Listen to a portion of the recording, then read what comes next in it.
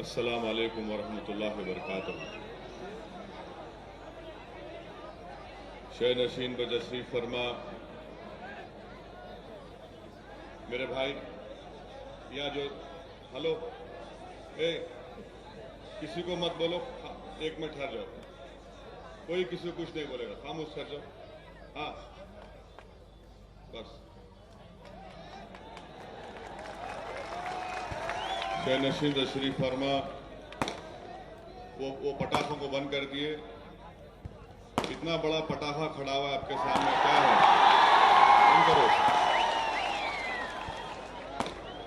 बंद करो, बंद कर दिए उसको।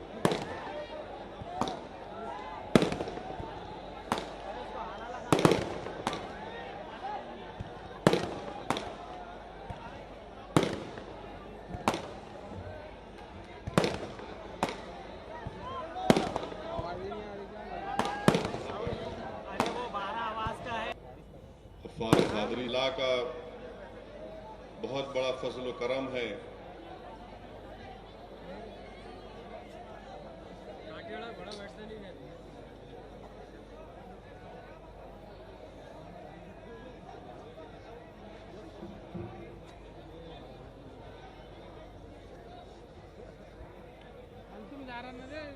भाई थोड़ी देर सब्र करिए।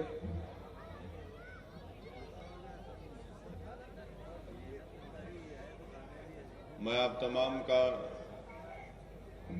शुक्रगुजार हूं।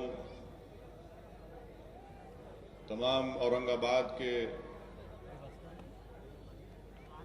जिम्मेदारों का, बुजुर्गों का, उलमाए कराम का, नौजवानों का, मेरी इज्जतदार माँ और बहनों का, कि आप तमाम की दुआओं की वजह से, आप तमाम की मेहनत की वजह से, आप तमाम के जुस्तजू की वजह से और आप तमाम की कुर्बानियों की वजह से अल्लाह सुब्हानहू व तआला ने हम तमाम को एक अजीम कामयाबी से नवाजा। और यकीन जानिए कि ये जो कामयाबी हमको मिली, ये कामयाबी असदुद्दीन ओवैसी, अकबरुद्दीन ओवैसी की वजह से नहीं मिली। ये कामयाबी जो हमको मिली मेरे अजीज दोस्तों, ये सिर्फ और सिर्फ अल्लाह की वजह से मिली है। अल्लाह गफूरुर रहीम है, अल्लाह सत्तार और गफ्फार है, अल्लाह लतीफ है। और इसी लतीफ ने हम तमाम को अजीम कामयाबी से हमकिनार किया। 27 साल एक लंबा अरसा होता है और अल्लाह ने दिलों को जोड़ने का काम किया। दिलों में मोहब्बत डालने का काम सिर्फ अल्लाह सुब्हानहू व तआला का। एक इंसान खड़े होकर 1.5 घंटा 2-2 घंटे तकरीर कर सकता है, मगर किसी के दिल को हक की जानिब रागिब करना सिर्फ अल्लाह का काम है। और ये कामयाबी सिर्फ और सिर्फ अल्लाह की वजह से हुई। जमाना ये समझ रहा था कि एक छोटी सी जमात कैसे इन बड़े बड़े खद्दावर शख्सियतों का मुकाबला करेगी। जमाना ये सवाल कर रहा था कि क्या एक जमात बरसर इख्तिदार जमात कांग्रेस और राष्ट्रवादी से कैसे मुकाबला करेगी, जिनके पास ताकत है, जिनके पास वसाइल हैं, जिनके पास दौलत के अंबार हैं। मगर जमाने ने देखा और जिन लोगों ने ये सवाल किया था, जिनके जहनों में शक और शुबा था, उन तमाम के शक और शुबे को, उन तमाम के इन गलत फैसलों को, उनकी गलत सोच को, ये तमाम के तमाम इनके फैसले गलत साबित हो गए। क्योंकि हमने अजीज दोस्तों अगर मेहनत की, जुस्तजू की, वो सिर्फ और सिर्फ अल्लाह की खुशनुदी के लिए की। और अल्लाह ने दिखला दिया कि जो कौम जिनका मकसद खालिस और जिनमें इखलास होता है, जो सिर्फ और सिर्फ अल्लाह की खुशनूदी को हासिल करना चाहते हैं। अल्लाह सुब्हानहू व तआला ने तारीख इस्लाम गवाह है कि नामसाइब हालात में भी अल्लाह ने उनको कामयाब किया। तो यकीनन औरंगाबाद की यह कामयाबी एक तारीख साज कामयाबी है। अब ये हम तमाम की जिम्मेदारी है कि 27 साल का एक लंबा अरसा हमको लगा। अब हमको ये बताना पड़ेगा कि 27 साल तक नहीं बल्कि सुबह क़यामत तक इंशाअल्लाह ताला औरंगाबाद की सरजमीन से मजलिस इत्तेहादुल मुस्लिमीन के अरकान असेंबली कामयाब होते रहेंगे इंशाअल्लाह ताला।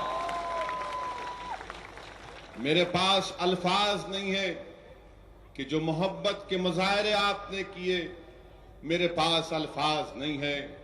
मैं सिर्फ अल्लाह से दुआ ही करता था कि या अल्लाह असदुद्दीन ओवैसी इस मोहब्बत का मुस्तहक नहीं है। असदुद्दीन ओवैसी इन नौजवानों के इन जज्बाती लगाव का मुस्तहक नहीं है। परवरदिगार तो हमको इतना काबिल बना दे कि हम इनकी उम्मीदों पर उतर सके। और इंशाअल्लाह ताला हम पूरी कोशिश करेंगे कि आपने जो हमसे उम्मीदें वाबस्ता की हैं, इंशाअल्लाह ताला हम पूरे इखलास के साथ बेनफ्स होकर जो मकसद के हमारे सामने है उस मकसद के उसूल के लिए आगे बढ़ेंगे।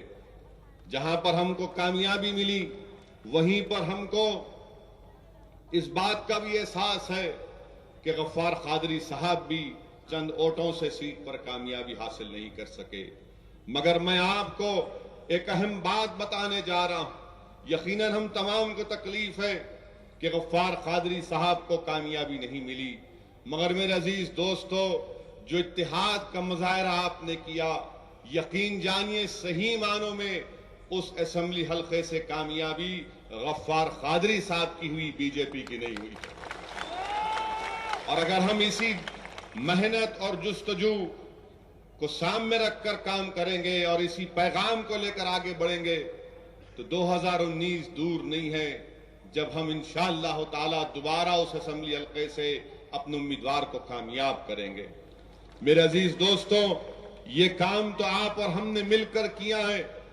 अब हम तमाम की जिम्मेदारी है कि हम इसको लेकर आगे बढ़ें। हम तमाम की जिम्मेदारी है कि हम तमाम मिलकर इम्तियाज जलील को सही करें। अगर वो गलत फैसला करते हैं तो आओ बताओ उनको, अगर अच्छा करते हैं तो उनकी हिम्मत अफजाई करिए। आज एक इम्तियाज जलील नहीं कामयाब हुआ, एक वारिस पठान नहीं कामयाब हुआ, बल्कि औरंगाबाद के एक एक शख्स की कामयाबी है, चाहे वो हिंदू हो या मुसलमान हो या दलित हो। और हम बिला लिहाज मज़हब मिल्लत काम करेंगे। हम औरंगाबाद को उसका जो तारीखी मुकाम है उसको दिला कर रहेंगे इंशाअल्लाह ताला। औरंगाबाद में तरक्याती काम जो पिछले कई सालों से ठप पड़े हुए थे, पूरी लगन और एक जुस्तजू के साथ उस काम को पूरा किया जाएगा। जहां पर गफ्फार कादरी साहब की नाकामी पर हम तमाम को गम है, वहीं पर एक बोझ हमारे सीनों पर है कि गाड़े साहब कामयाब नहीं हो सके। मगर मैं मुबारकबाद देता हूं उस असेंबली के हल्के की आवाम से जिन्होंने बेलौस मोहब्बत का मुजाहरा किया और गाड़े साहब के हक में अपने वोट का इस्तेमाल किया। इंशाअल्लाह ताला एक कदम अब हमने बढ़ाया है। यकीन जानिए अब हमको आगे बढ़ना है। मुझे पूरा यकीन है कि आने वाले 5 साल में जो हमारे ऑर्गेनाइजेशन में कमजोरियां हैं उस कमजोरियों को दूर किया जाएगा। अब औरंगाबाद में मजलिस इत्तेहादुल मुस्लिमीन की जानिब से इन तीनों असेंबली हल्के-जात में हर पोलिंग बूथ के ऊपर इंशाअल्लाह ताला मजलिस इत्तेहादुल मुस्लिमीन की इब्तिदाई को कायम किया जाएगा और ये ऑर्गेनाइजेशन को कायम किया जाएगा। और जो मेहनत करेगा, जुस्तजू करेगा, तो यकीन जानिए मैं आप तमाम के दरमियान में खड़े होकर ऐलान कर रहा हूं कि जो मेहनत करेगा, जुस्तजू करेगा, जो जुल्म नहीं करेगा, जो चोरी के कारोबार में मुलविस नहीं होगा, मजलिस इत्तेहादुल मुस्लिमीन और असदुद्दीन ओवैसी उसको डाइस पर नहीं बिठाएगी, मैं उसको अपने कंधे पर बिठाकर औरंगाबाद में फिरूंगा। और हमको ऐसे लोगों की जरूरत है और जो लोग जिनके दिलों में ये शक और शुबा है कि अब कैसा होगा। मैं आपसे कह रहा हूं कि आइए जमात के इब्तदाइयों को कायम करिए आपके पोलिंग बूथ के पास, और हैदराबाद से मरकज से भी लोग आएंगे, वो इस तमाम ऑर्गेनाइजेशन की देखभाल करेंगे और हर इंशाअल्लाह ताला तीनों असेंबली हल्के जात पर यह तंजीमी काम असर नौ किया जाएगा। और मैं आपके दरमियान में खड़े होकर कह रहा हूं कि जिन हजरात ने ऐसे वक्त में मजलिस इत्तेहादुल मुस्लिमीन का साथ दिया, मजलिस इत्तेहादुल मुस्लिमीन असदुद्दीन ओवैसी, उन लोगों की इस कुर्बानी को हम कभी नहीं भूलेंगे। जब लोग हमारा हाथ पकड़ने से डरते थे, वो लोग आगे बढ़कर जमात का काम किया। मैं उनका भी शुक्रगुजार हूं। मैं शुक्रगुजार हूं तमाम उलमाए कराम का, जिनका ताल्लुक मुख्तलिफ मसलक से है, मगर जब मामला आ गया इज्तिमाइयत का, तो सब ने कहा कि नहीं, हम एक होकर इन दुनिया को बताएंगे कि इत्तेहाद की अहमियत और उसकी कुव्वत क्या है। मैं उन तमाम उलमाए कराम का भी शुक्रिया अदा करता हूं। मेरे पास अल्फाज नहीं है कि मैं कैसे आप लोगों का शुक्रिया अदा कर सकूं, और मैं ये समझता हूं कि अगर इम्तियाज जलील साहब इन तमाम चीजों को सामने रखकर काम करेंगे तो बेहतरीन खिराज अकीदत होगा, वो बेहतरीन शुक्रिया होगा उन तमाम लोगों का जिनको मैं नहीं जानता, जिनको इम्तियाज जलील नहीं जानते, मगर 15 तारीख के दिन वो इम्तियाज जलील बनकर, वो असदुद्दीन ओवैसी बनकर अपने घरों से निकलकर अपने के कोर्ट का इस्तेमाल किए। मैं आप तमाम का दिल की गहराइयों से शुक्रिया अदा करता हूं, और अल्लाह का भी सबसे पहले शुक्रगुजार हूं कि अल्लाह सुब्हानहू तआला ने हमको एक अजीम शान कामयाबी से नवाजा। मेरे अजीज दोस्तों, मैं अपने मजलिसी रुफ़क़ा को बताना चाहता हूं, मेरे मजलिसी रुफ़क़ा को बताना चाहता हूं, जो मेरे नौजवानों को बताना चाहता हूं कि जिम्मेदारी क्या है। मैं दुनिया को पैगाम देना चाहता हूं, मैं दावत देना चाह रहा हूं इस्लाम की उन तमाम को जो आज कह रहे हैं कि मंजिल क्या है, ये मंजिल आने से ये तमाम चीजें बढ़ेगी। मुझे इस मौके पर मेरे अजीज दोस्तों उलमाए कराम की मौजूदगी में कह रहा हूं कि मुझे फारूक आजम के वे दौर का वाकया याद आ रहा है कि दो लोग फारूक आजम के दरबार में एक नौजवान बच्चे को घसीट कर लाते हैं और लाकर फारूक आजम के सामने कहते हैं कि खलीफा, इसने हमारे बाप को मार दिया।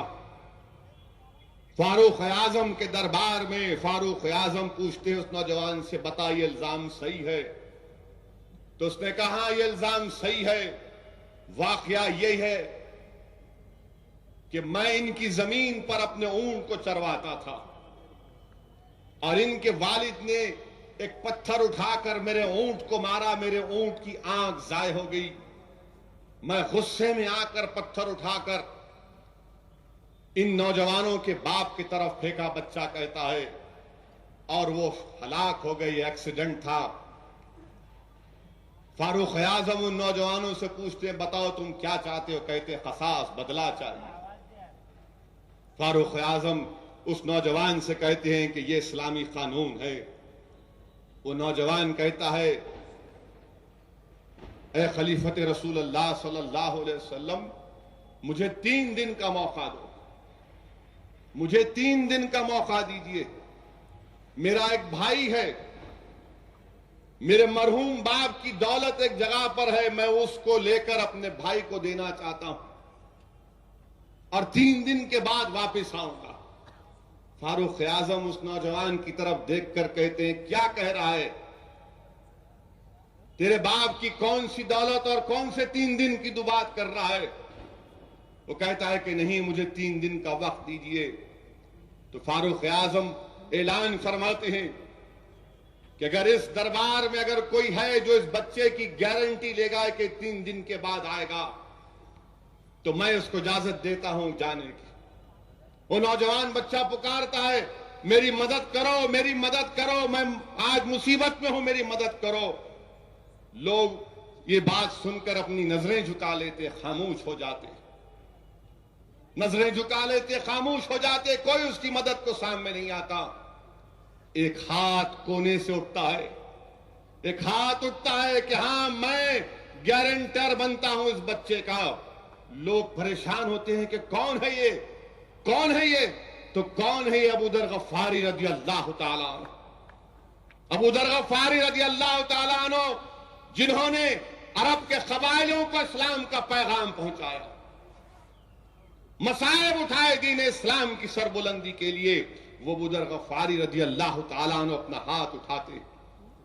फारूक आजम कहते हैं कि ठीक है, और गारंटियर का कानून यह है कि अगर 3 दिन के अंदर वो बच्चा नहीं आएगा तो उसकी जगह पे अबू दर गफ्फारी रज़ी अल्लाह तआला अन्हु को सजा दी जाएगी। 3 दिन जब हो जाते हैं, तीसरा दिन होता है, वो दो नौजवान अबू दर गफ्फारी के घर को जाते हैं।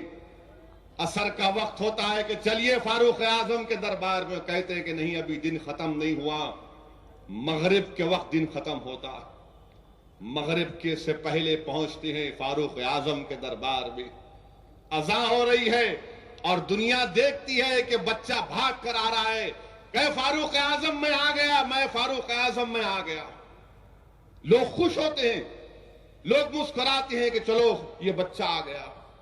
फारूक आजम देखकर उस बच्चे से पूछते हैं कि नौजवान, मैंने तेरे पीछे अपने कोई सिपाही को नहीं भिजाया, मैंने तेरे पीछे किसी को नहीं भिजाया, तू कैसे आ गया, क्यों आया, बता। वो नौजवान पुकार कर कहता है, फारूक आजम, अगर मैं नहीं आता तो दुनिया ये बोल देती कि मुसलमान जब वादा करता झूठा वादा करता, इसलिए दुनिया को बताने के लिए कि वादा करता। फारूक आजम अबू दर गफ्फारी से पूछते हैं, अबू दर, तुम इस बच्चे को नहीं जानते और तुमने इसकी गारंटी ली। हजरत अबू दर गफ्फारी रज़ी अल्लाह तआला अन्हु फरमाते हैं कि फारूक आजम, मुझे भी ये बात गवारा नहीं लगी, मुझे भी ये बात गवारा नहीं लगी कि किसी मुसलमान को मदद की जरूरत पड़े, कोई मदद के लिए पुकारे और कोई उसका हाथ ना पकड़े। इसीलिए मैंने कहा कि मैं इसका गारंटर बन जाता हूं। याद रखो नौजवानों, याद रखो मेरे मंदिर की रुफ़क़ा, अगर कोई तुमको मदद को पुकारे तो जाओ उसकी मदद करो। तुम उसकी मदद करोगे तो यही इस्लाम है, यही इस्लाम है जिसके फारूक आजम के जमाने में फ्रांस के साहिलों तक पहुंच गया, चीन तक पहुंच गया। देखो अबू दर गफ्फारी के पैगाम को कि फारूक आजम के दरबार में कह रहे हैं कि उमर खत्ताब रज़ी अल्लाह तआला अन्हु अगर कोई मदद को पुकारे और मैं उसकी मदद ना करूं। अजीजान मिल्लत, इस जज्बे को पैदा करो नौजवानों कि वादा करो तो पूरा करो, और जब जिम्मेदारी लो तो उसको पूरा करो। यही हमारी कामयाबी का जामिन बनेगा, यही हमारी कामयाबी का जामिन बनेगा। मेरे मजलिस की रुफ़क़ा, मेरे एमएलए जो आज यहां पर शहनशीन पर बैठे, याद रखो, इसको अपने सामने रखो। जब रात के 2 बजे तुमको कोई फोन करेगा तो ये नहीं कहना अरे तंग कर रहा है नींद में, अरे तंग कर रहा है उठाओ फोन। हो सकता है कि वो परेशान होगा। तुम अगर कुछ काम नहीं भी करे उसका फोन से अच्छी बात कर लो। वो जिंदगी भर लोगों को बोलते फिरेगा कि मैं रात के 2 बजे इम्तियाज जलील को फोन किया था, इम्तियाज जलील मेरा फोन उठाया।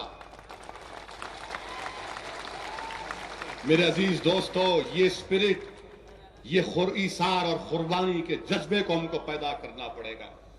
जब ये पैदा होगा तो ये मजलिस इत्तेहादुल मुस्लिमीन की कामयाबी होगी। अब यहां जलसे के बाद अगर कोई जाकर रात के 2 बजे फोन करेंगे, नहीं नॉर्मल होश के हालात में करें तो एतराज नहीं। बाज लोग बेहोशी की हालत में फोन करते, नहीं देखने को फोन करा तुम होशियार है, सो गए। अरे भाई फजर को उठना है, गुनाहगार आदमी हूं। लोग करते फोन ऐसा, और महाराष्ट्र से तो फोन रात में जाते मेरे को। मगर मैं समझता हूं रात में क्यों आते फोन, क्योंकि वो गरीब हैं, दिन भर मेहनत मजदूरी करके अपनी जिम्मेदारी को निभाकर जब घर को आता है तो बोलता है चलो एक फोन लगाएंगे हैदराबाद की। मैं शुक्रगुजार हूं आपका। आप जब कभी भी मुझे पुकारेंगे या नहीं पुकारेंगे, हमारी जिम्मेदारी जो है इंशाअल्लाह ताला हम करेंगे। मेरे अजीज दोस्तों, ये कामयाबी आपकी है। आपने इत्तेहाद का ये जो फिजा पैदा की, ये काबिल मुबारकबाद है। ये इत्तेहाद की फिजाओं ने संघ परिवार की नींद को हराम कर दिया। ये इत्तेहाद के पैगाम ने, ये जज्बा, ये ठाटे मारता हुआ ये समंदर, इंसानी सरों का समंदर, ये औरंगाबाद के जज्बाती नौजवानों के वो नारे जिनमें कांग्रेस और एनसीपी ने अपनी तबाही और बर्बादी को देख लिया, आज वही जज्बे को लेकर आगे बढ़ना है। मेरे अजीज दोस्तों, होश के साथ काम करना, ये आपकी कामयाबी है। ये कोई इनफरादी शख्स की कामयाबी नहीं है। असदुद्दीन ओवैसी कैसे 56 इस दुनिया में आके चले जाएंगे, इस जमीन की ग़िज़ा बन जाएंगे, मगर याद रखो ये जो पैगाम तुमने दुनिया को दिया, इस पैगाम को पूरे महाराष्ट्र में फैलाना है, हिंदुस्तान के गली कूचों में फैलाना है। यही इत्तेहाद हमको कामयाब करेगा। यही इत्तेहाद नाइंसाफियों के दौर का खात्मा करेगा। यही इत्तेहाद उन जेलों में 9-9 साल से लोरा केस में जो बच्चे पड़े हुए हैं उनको निकालने की कामयाबी का जामिन बनेगा। यही इत्तेहाद हमको हम पैगाम देंगे फरका परस्त ताकतों को कि अब हम तुम्हारे बातों में आने वाले नहीं हैं, अब हम जाग चुके हैं। हमने इत्तेहाद की अहमियत को और उसकी खुसूसियत को, उसकी मिठास को महसूस किया। यही इत्तेहाद की कामयाबी है कि हम दोबारा यहां पर जमा। मेरे अजीज दोस्तों, जमात को मजबूत करो, असदुद्दीन ओवैसी को मजबूत मत करो, जमात को मजबूत करो। नहीं मालूम इस दुनिया में मेरा कितना वक्त है, मगर इस जमात को मजबूत करना हम तमाम की जिम्मेदारी। जमात रहेगी तो हम रहेंगे, जमात नहीं तो मैं क्या हूं। अगर मैं आज खड़ा हूं तो जमात की वजह से खड़ा हूं। मजलिस इत्तेहादुल मुस्लिमीन को मजबूत करिए। मजलिस इत्तेहादुल मुस्लिमीन को और इम्तियाज जलील, वारिस पठान की तरह नौजवानों की जरूरत है। आओ, जिम्मेदारी को निभाओ, आगे बढ़ो। मैं तुम्हारे पीछे काम करने को तैयार हूं, मैं तुम्हारे पीछे काम करने को तैयार हूं, मगर आओ जिम्मेदारी उठाओ। हम बताएंगे दुनिया को कि हम क्या कर सकते हैं। और दूसरी बात मेरे अजीज दोस्तों, कि मैं औरंगाबाद को आया,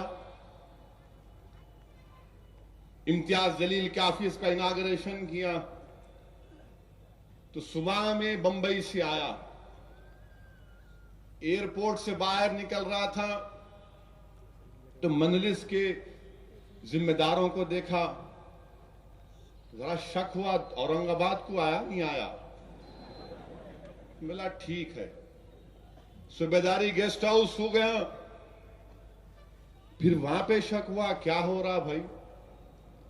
उसके बाद हम लोग अहमदनगर गए, वापिस आए, गफ्फार कादरी साहब के अजीमुशान उस तालीमी इदारे में गए। अल्लाह उसको सुबह क़यामत तक आबाद रखे। और वो बिल्डिंग ये बता रही थी कि गफ्फार कादरी को अल्लाह से कितनी मोहब्बत है। वहां पर गया, मैं ये क्या हो रहा है। फिर वहां से निकल के इम्तियाज जलील के दफ्तर को गए, इनाग्रेशन किया,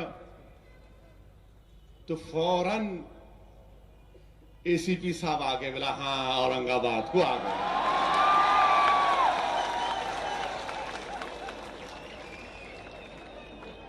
मैं बोला वाह, सुबह से पेट में दर्द हो रहा था, कहां है कहां है कहां है।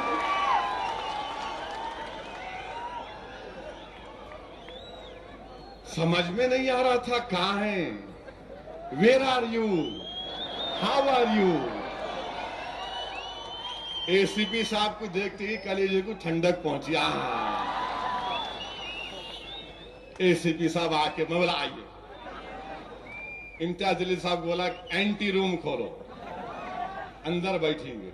मिला लाओ, कहां पे साइन करूं लव लेटर पे।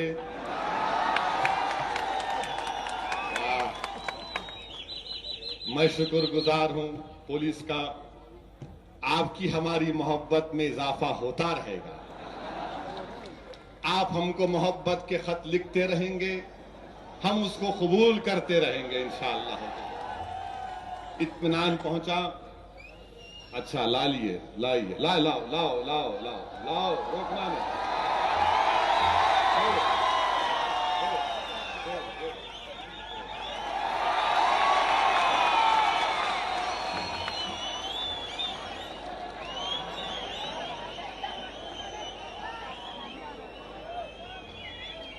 कोई सियासी पार्टी के जलसे में गरीब आ सकता चल के? ये मजलिस इत्तेहादुल मुस्लिमीन है।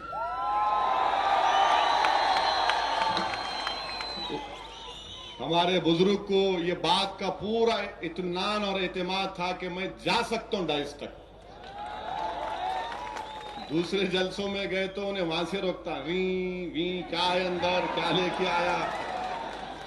ऊपर से दाढ़ी वाला हरा डाल के आया तो उन्हें बोलता जलसा बर्खास्त, भगाओ इस गाड़ी में। मेरे अजीज दोस्तों, आप बोर तो नहीं हो रहे ना बारिश हो रही बोल के? मैं तो भीगने तैयार हूं, आप भीगते? ठीक है, कंफर्मेशन ले रहा हूं मैं। मेरे को सुबह में जावेद कुरैशी बोले कि अब यहां पे वो क्या बोले आप, वो लगा देंगे, शेड लगा देंगे। बोला नहीं, अब शेड नहीं लगाना। हम तो ये कांग्रेस बीजेपी शिवसेना के शेडों को तोड़ के आए। अब कोई शेड नहीं। हमारे अल्लाह का आसमान हमारे लिए शामियाना है, वही काफी हमारे लिए। मेरे अजीज दोस्तों, अभी नहीं, फिर अखबार में लिख देंगे। सुनो जरा, फिर अखबार में बरखा दत्त आर्टिकल लिख देंगे। बरखा दत्त कौन है मालूम? एनडीटीवी के इम्तियाज जलील के बॉस थे 10 साल तक। बहुत बड़े रिपोर्टर हैं उन्होंने हिंदुस्तान टाइम्स में आर्टिकल लिखे। औरंगाबाद में नारे लगाए गए थे। कौन से नारे लगाए? अभी क्या नारा लगाए थे आप? आके नारा लगाओ, दोहराओ, लगाओ नारा। वो मैं भी तुम्हारे साथ बोलता हूं। मुसलमानों को जय भीम और दलितों को जय मीम, ये लगा था। ये नारा लगा तो हमारी बहन बरखा दत्त हिंदुस्तान टाइम आर्टिकल लिखे, ऐसे नारे लगाए। ये नारा लगाए जय भीम जय मीम। पूरे अखबार में लोग मेरे को फोन आकर रहे, ऐसा लिखे। अरे बोला मैं क्या बोलूं, औरंगाबाद में ऐसे नारे नहीं लगाते, कभी नहीं लगाए। और फिर बरखा दत्त हिंदुस्तान टाइम्स के आर्टिकल में लिख दिए क्या सऊदीन ओवैसी मुसलमानों का मोदी कहते। मैं बोला ये मेरे को कहीं गाली दे रहे।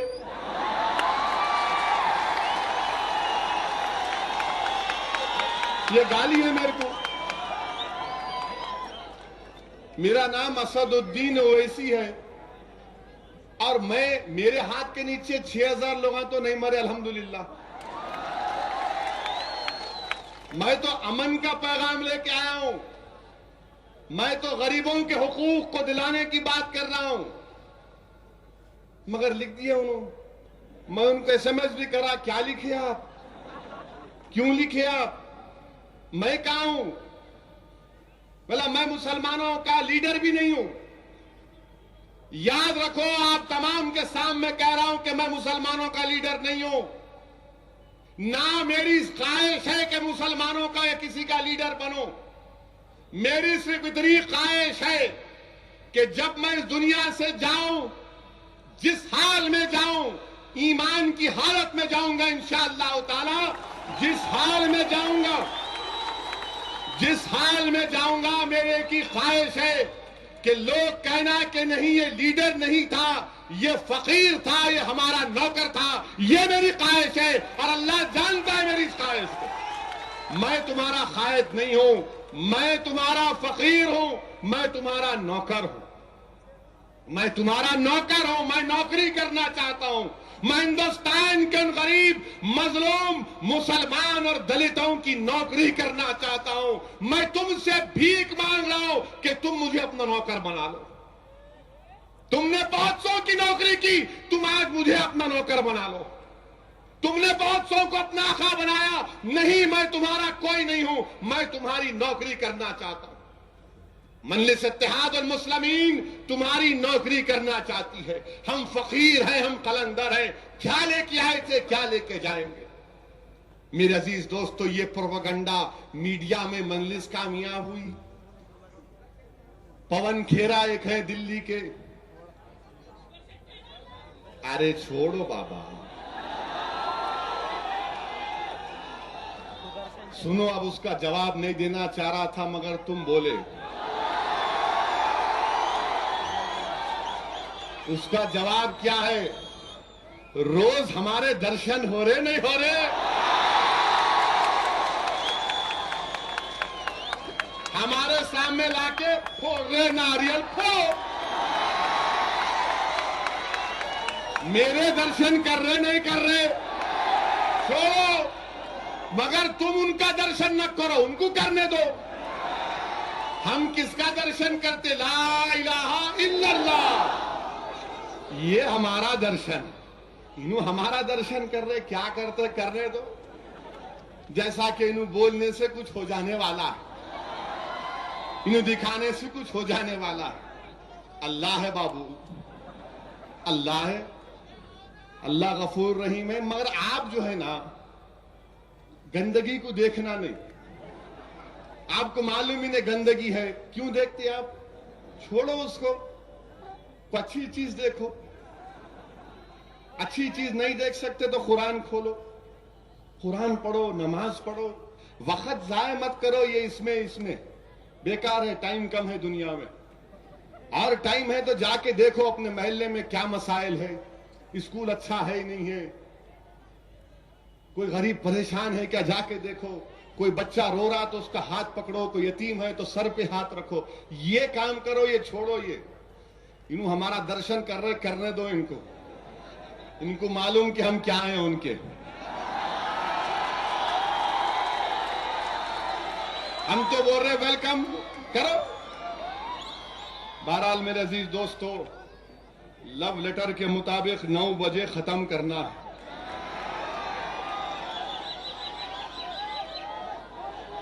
तो आधा घंटा है, अभी 30 मिनट है। इंशाअल्लाह मैं पूरी बात करके ही जाऊंगा।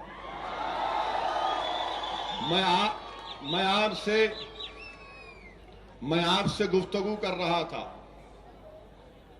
कि औरंगाबाद में इस तरह के नारे लगाए गए इम्तियाज जलील की कामयाबी के बाद। मेरे अजीज दोस्तों, मैं यहां पर नौजवानों से खास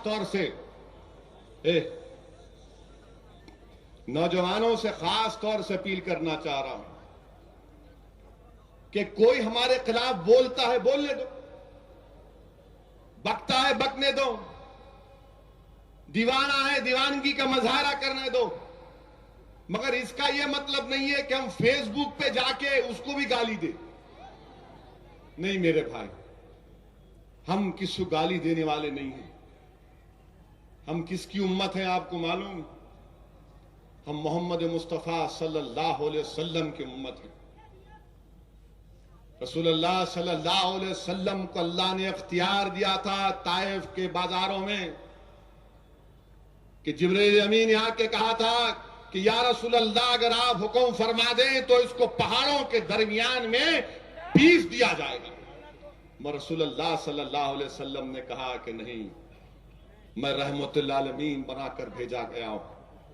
हम रहमतुल आलमीन की उम्मत हैं। हम जमाने के लिए रहमत के मजाहरे करेंगे, जहमत के मजाहरे नहीं करेंगे। हम दुनिया को रहमत का पैगाम देंगे, गाली से पैगाम नहीं देंगे।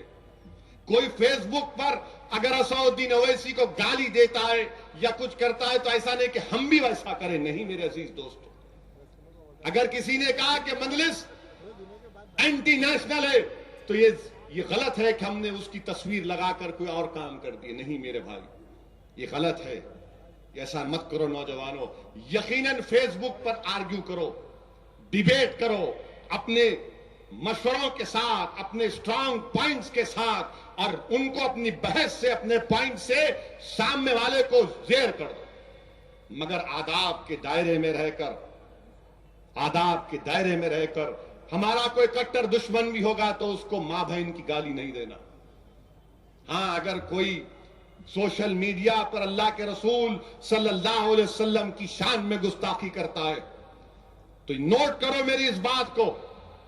हमारे हिंदुस्तान में, हमारे वतन अजीज में सेक्शन 66 आईटी एक्ट है, और आईटी एक्ट के तहत कंप्लेन दो, नॉन अवेलेबल सेक्शन लगता है उसके ऊपर।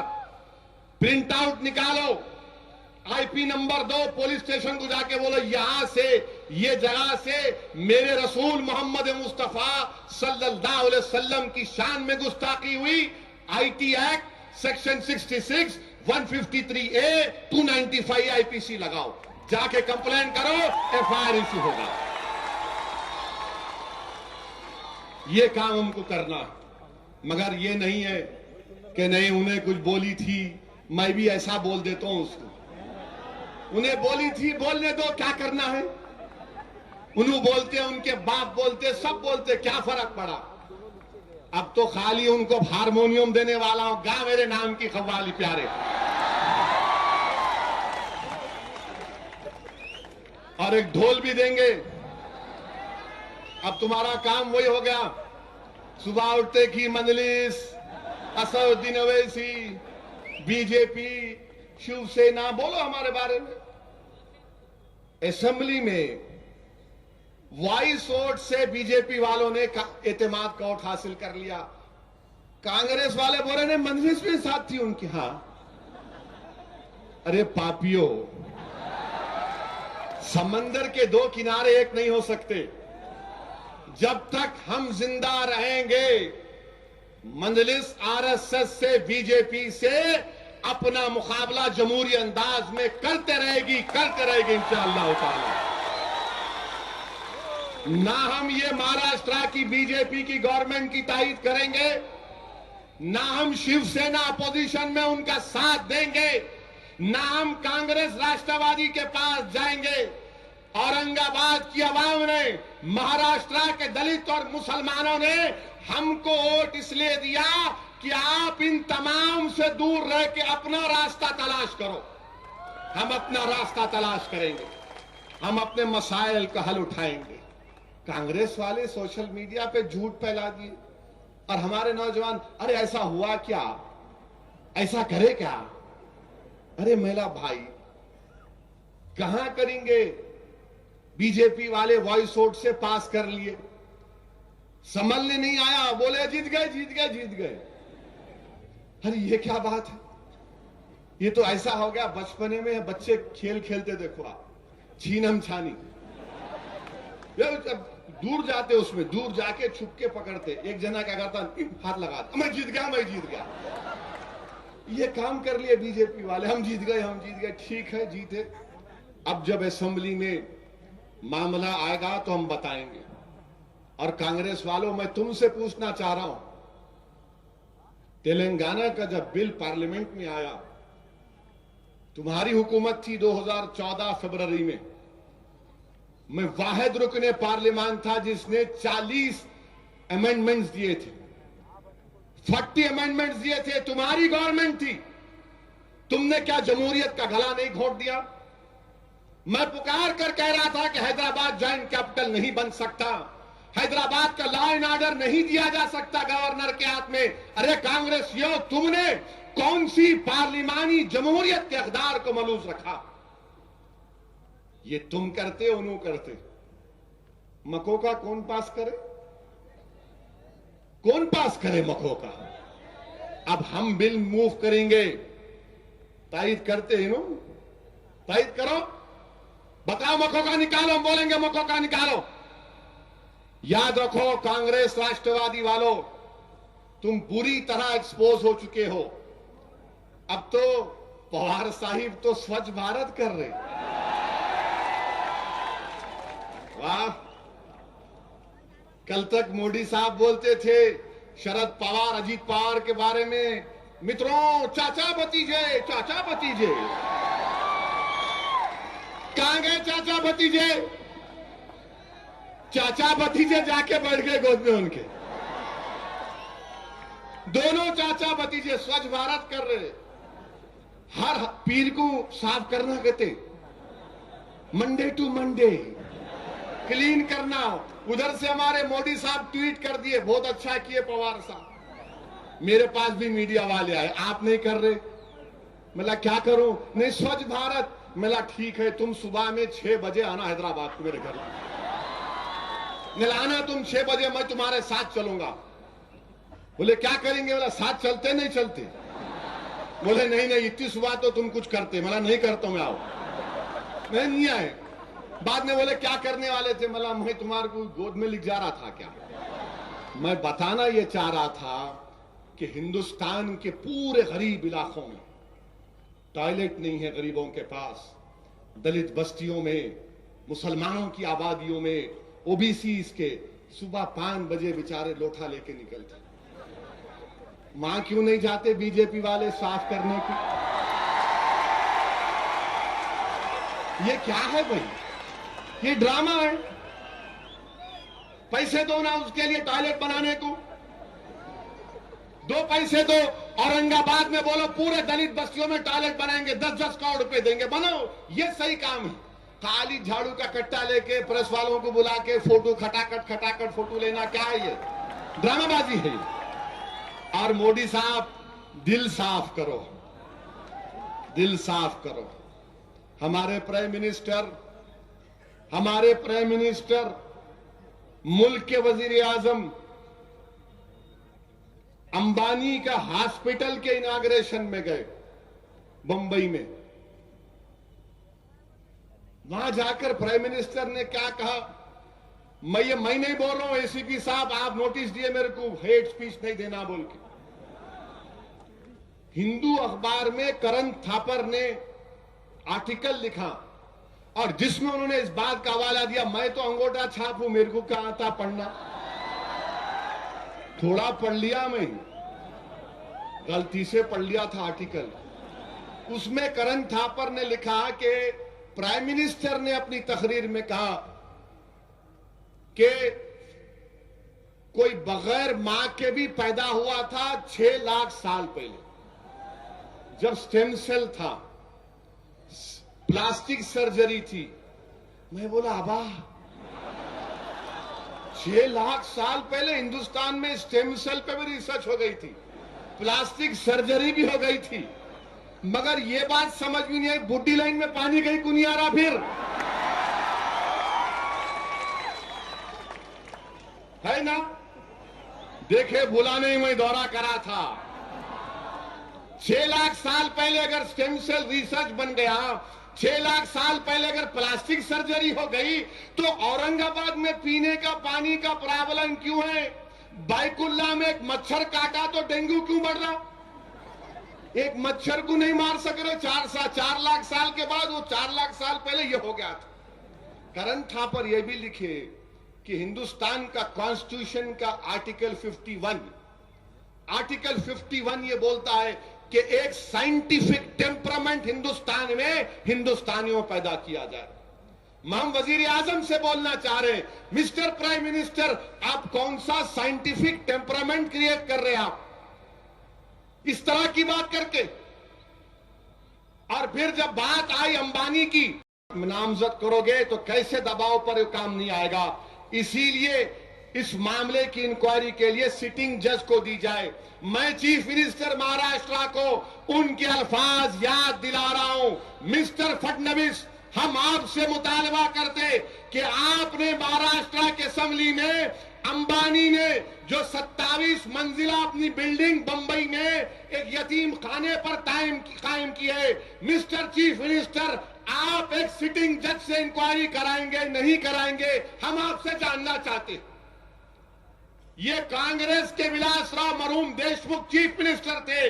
उस वक्त मिस्टर फडणवीस ने और मिस्टर एकनाथ खड़गे ने कहा था, हम ये मुतालबा कर रहे हैं कि आप वो जायदाद अंबानी की लेंगे नहीं लेंगे। लेना पड़ेगा, यस लेना पड़ेगा। अब जब असेंबली में उठाएंगे हमारे वारिस पठान, ये पठान उठाएगा तो कांग्रेस को तकलीफ क्या होगी, इन्हों नंगे हो जाएंगे वहां, क्योंकि इनके दौर में बनाई गई थी। ये मिलके बैठ के खाए, क्या खाए नहीं मालूम, मैं गलत नहीं बोल रहा हूं।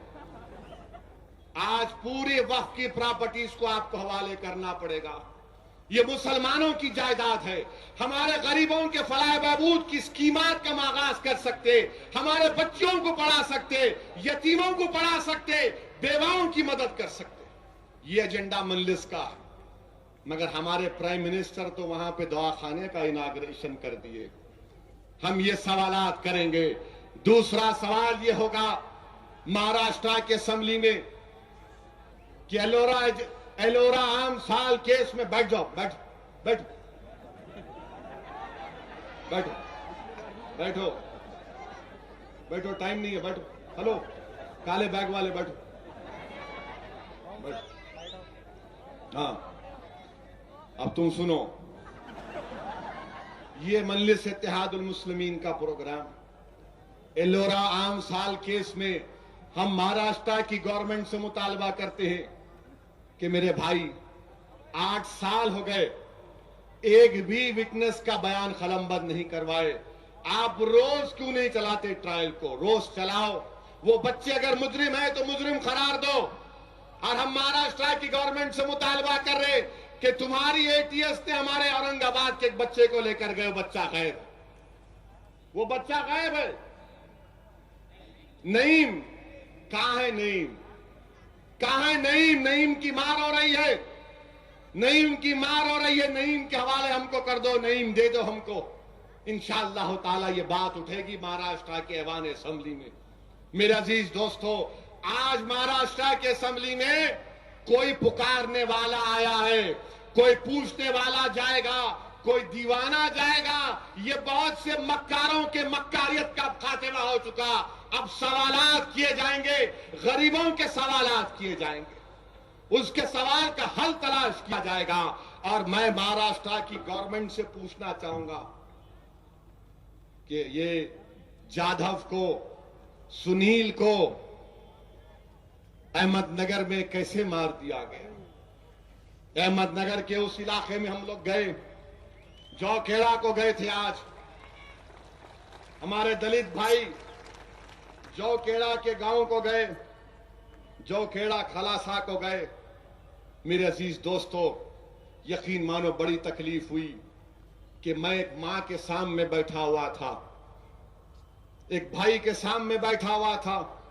एक मां ने अपने बेटे को खोया, एक भाई ने अपने 5 भाइयों में से एक भाई को खोया, एक दादी ने अपने पोतरे को खोया, एक चाचा ने अपने भतीजे को खोया, किसी ने अपनी बहन को खोया। क्या हो रहा है यहां पर अहमदनगर में? एक दलित खानदान के 3 लोगों को कत्ल किया गया।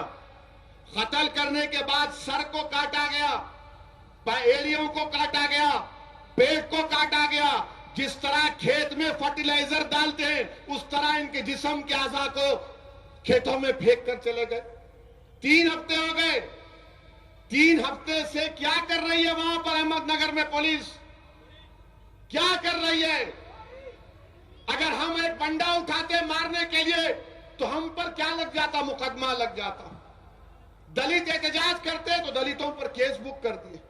ये क्या इंसाफ है? ये क्या इंसाफ हो रहा है? इंसान की जान की अहमियत नहीं है। अरे मरने वाला दलित हो तो उसको कोई अहमियत नहीं है उसकी जान की। अंबेडकर का नाम लेने वालों, यही अंबेडकरवादियों को मारकर तुम्हारी रियासत में जिस्म के टुकड़े कर कर उनके खेतों में फेंक दिया जा रहा है। 3 हफ्ते हो गए, कोई नहीं पकड़ा गया। और औरंगाबाद में हम जलसा करने को आते तो हमको नोटिस दी जाती कि ये नहीं बोलना, वो नहीं बोलना। मुझे एतराज नहीं है, मैं सिर्फ इंसाफ का पैमाना तुम्हारे सामने रख रहा हूं कि दलितों की जान की कीमत नहीं है, उनके खून की कीमत नहीं है कि जिस्म को काट कर फर्टिलाइजर की तरह खेतों में फेंक दिया गया। वो मां पुकार कर कह रही थी मुझसे, मराठी में कह रही थी, हमारे भाई तर्जुमा कर रहे थे, वो कह रही थी मुझे पैसे नहीं चाहिए, जिन लोगों ने मेरे बेटे को काटा उनको काटो। वो मां पुकार कर कह रही थी, अपने जज्बात की सही तर्जुमानी कर रही थी।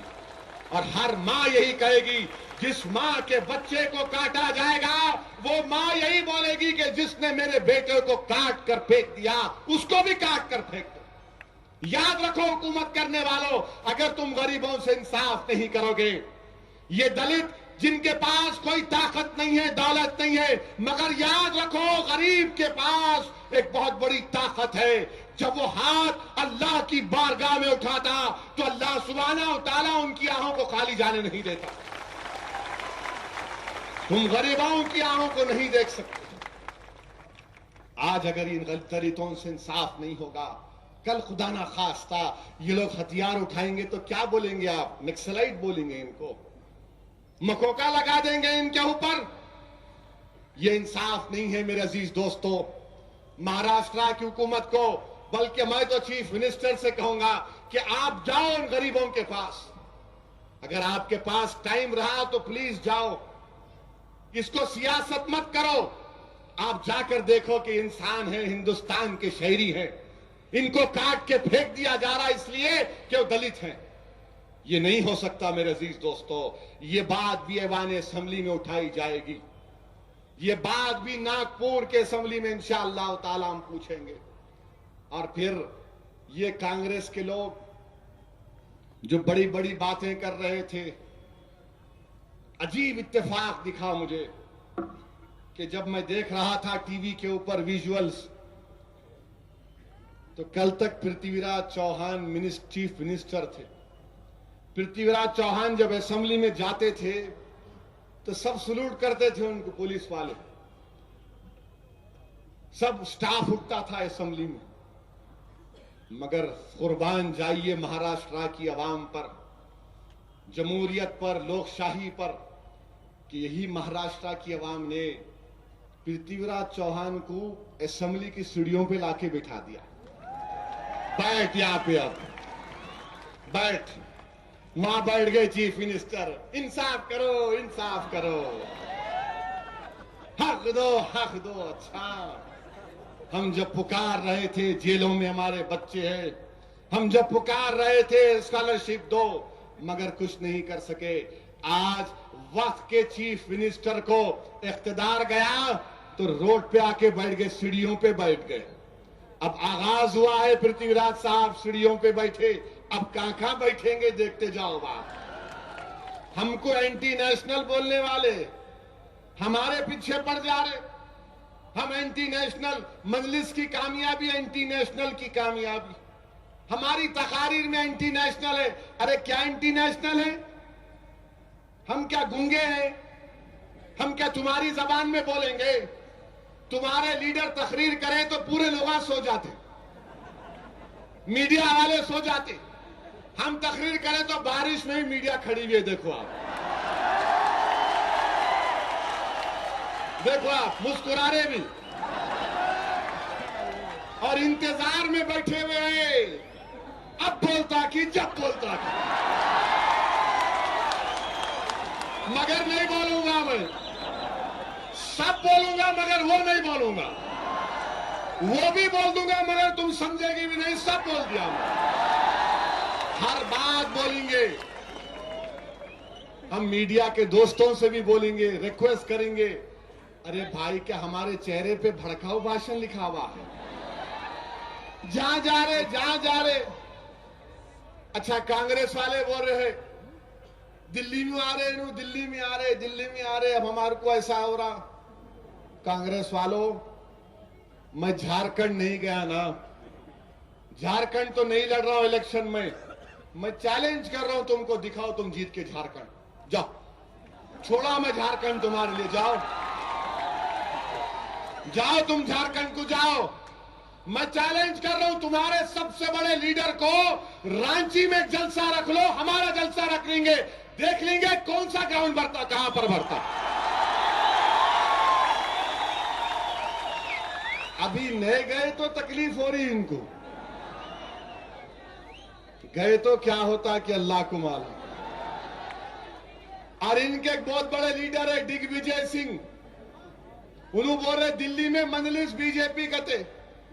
दिग्विजय सिंह साहब 28 मार्च को आप मेरे से मिले थे नहीं मिले थे? क्यों मिले थे बोलूं? जब मैं फिरका परस्त था, तुम्हारी जरूरत थी तो मैं तुम्हारा दोस्त, जब मैं तुम्हारे सामने सीना तान कर खड़ा हो जाता हूं तो मैं एंटी नेशनल। कौन होते हैं तुम लोग? मुझे हिंदुस्तान की नेशनलिज्म का सर्टिफिकेट देने वाले। मुझे तुम्हारे सर्टिफिकेट की जरूरत नहीं है, मुझे इस आवाम ने सर्टिफिकेट दिया, मैं इसी पर कुर्बान। अब क्या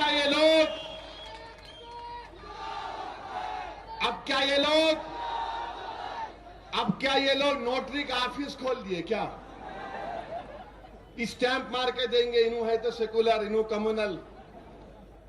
अगर मुकाबला करना है आरएसएस बीजेपी का तो दिल बड़ा करो, तुम दिल बड़ा करो। और तुम ये मत समझो कि तुम ही सब चीज की मर्ज की दवा हो। तुम हरगिज ये मत समझो कि तुम ही मुकाबला कर सकते नहीं। और तुम हरगिज ये मत समझो कि इनको हम बिठाएंगे तो इनको बाहर बिठाएंगे और हम सामने रहेंगे, नहीं। अगर मुकाबला करना है तो तुमको बराबरी का मुकाम देना पड़ेगा, मेरे मसाइल पर बात करना पड़ेगा। वरना मैं कोई कायद बनने का मेरा इरादा नहीं। मैं खलंदर, मैं फकीर, मैं एक नौकर हूं। मुझे कोई इख्तिदार के महलों में जाकर बैठने की ख्वाहिश थी ना है ना रहेगी इंशाअल्लाह।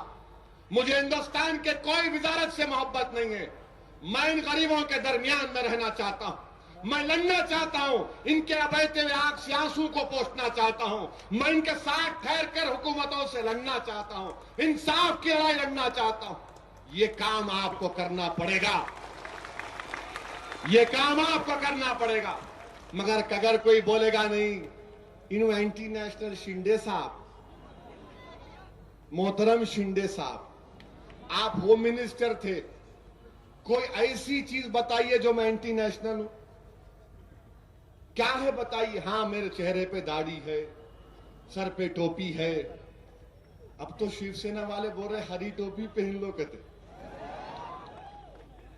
याद रखो शिवसेना वालों, तुमको मोदी ने बड़ी टोपी पिला दी। तुम समझे भी नहीं, तुम्हारे को एक नहीं 4 मरतबा पिला दिया।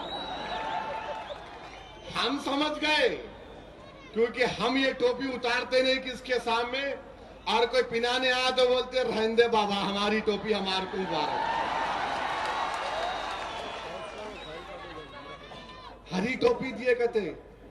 उर्दू पढ़ाए तो तकलीफ है। क्या तकलीफ है भाई? इनकलाब जिंदाबाद का नारा अगर किसी ने दिया तो उर्दू जबान ने दिया। उर्दू जबान ने हिंदुस्तान की आजादी में बहुत बड़ा रोल अदा किया। एक जबान ने पूरे मुल्क को मुत्तहिद किया अंग्रेजों के खिलाफ। एक फतवे ने पूरे मुल्क को मुत्तहिद किया। उलमाओं के खून की सियाही मुल्क को मुत्तहिद किया। एक उर्दू जबान का नारा पूरे मुल्क को मुत्तहिद किया। आप बोल रहे उर्दू से ऐसा नहीं, उर्दू से मुसलमानों की जबान नहीं है। यह हिंदुस्तान की तहजीब और तमद्दुन का एक बहुत बड़ा हिस्सा है। इसको बचा के रखना तमाम हिंदुस्तानियों की जिम्मेदारी। और हमारे खिलाफ शिवसेना वाले बोलते, अरे मेरे भाई, एक दाढ़ी वाले का गुस्सा ये दाढ़ी वाले पे कहीं को निकाल रहे। तुम्हारा गुस्सा उससे निकालो, लड़ो, झगड़ो, अच्छा है। हम 50 साल से देख, आप हमारे ऊपर हावी रहे, आप लड़ो, हम बैठ के देखते हैं यहां से। वेरी गुड, हाँ लड़ो, चलो, तुम करो, तुम गिरो, आगे अब करो। हमारे पीछे क्यों पड़ रहे? हम तो डेवलपमेंट का एजेंडा लेकर आगे बढ़ रहे हैं। हम डेवलपमेंट करना चाहते हैं। हम हुकूमत से कंस्ट्रक्टिव अपोजिशन का रोल अदा करेंगे। हम पूरी जुस्तजू के साथ और बेबाक तरीके के साथ आवाम के मसाइल को उठाएंगे। और इसलिए आप तमाम के ताउन की जरूरत है। मेरे अजीज दोस्तों, दुआ करो आप कि अल्लाह मजलिस इत्तेहादुल मुस्लिमीन को और कामयाबी से नवाजे और हम जाएंगे उत्तर प्रदेश को। इंशाअल्लाह ताला उत्तर प्रदेश की फिजाओं में वही नारे चलेंगे जो महाराष्ट्र की फिजाओं में चल रहे हैं। उत्तर प्रदेश की फिजाओं में मजलिस जाएगी, इंशाअल्लाह अपना मुकाम पैदा करेगी। अब खत्म होने का टाइम आ गया मुलायम सिंह की फरका परस्त गवर्नमेंट का। जमात को मजबूत करिए, अमन को मजबूत करो, कोई ऐसे नारे मत लगाओ और खामोशी से अपने अपने घरों को जाइए और जमात की जिम्मेदारी को निभाइए। शुक्रिया, अल्लाह हाफ़िज़।